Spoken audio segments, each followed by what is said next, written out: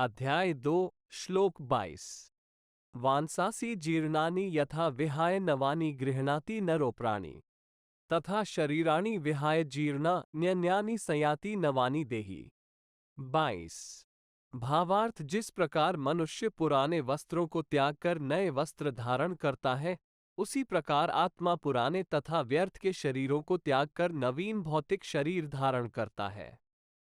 तात्पर्य, अणु आत्मा द्वारा शरीर का परिवर्तन एक स्वीकृत तथ्य है।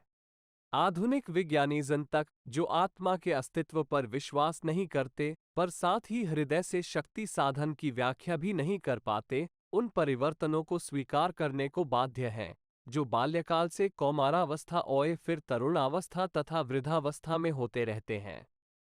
वृद्धावस्था से यही परिवर्तन दूसरे शरीर में स्थानांतरित हो जाता है।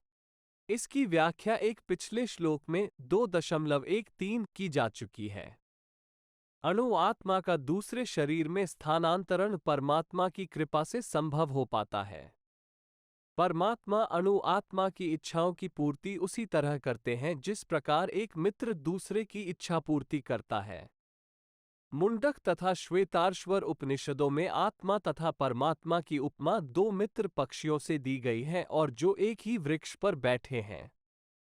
इनमें से एक पक्षी अणु आत्मा वृक्ष के फल खा रहा है और दूसरा पक्षी कृष्ण अपने मित्र को देख रहा है।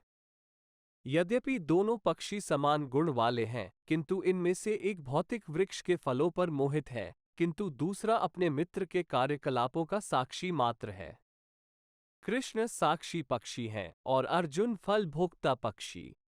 यद्यपि दोनों मित्र सखा हैं, किंतु फिर भी एक स्वामी है और दूसरा सेवक है।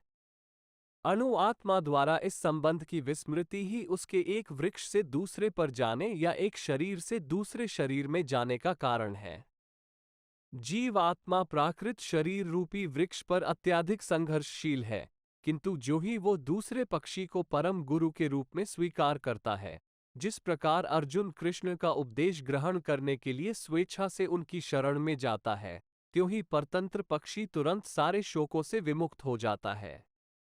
मुंडक उपनिषद 3.1.2 तथा श्वेताश्वर उपनिषद 4.7 समान रूप से इसकी पुष्टि करते हैं। समाने वृक्षे पुरुषो निमग्नोनिशया शोचति मोहयमानः जुष्टम यदा पश्यत्यन्यमीशमस्य महिमान मिति वीतशोका। यद्यपि दोनों पक्षी एक ही वृक्ष पर बैठे हैं, किंतु फल खाने वाला पक्षी वृक्ष के फल के भोक्ता रूप में चिंता तथा विषाद में निमग्न है।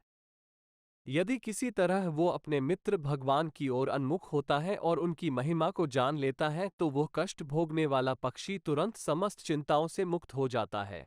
अब अर्जुन ने अपना मुख अपने शाश्वत मित्र कृष्ण की ओर फेरा है और उनसे भगवद गीता समझ रहा है। इस प्रकार वो कृष्ण से श्रवण करके भगवान की परम महिमा को समझकर शोक से मुक्त हो जाता है।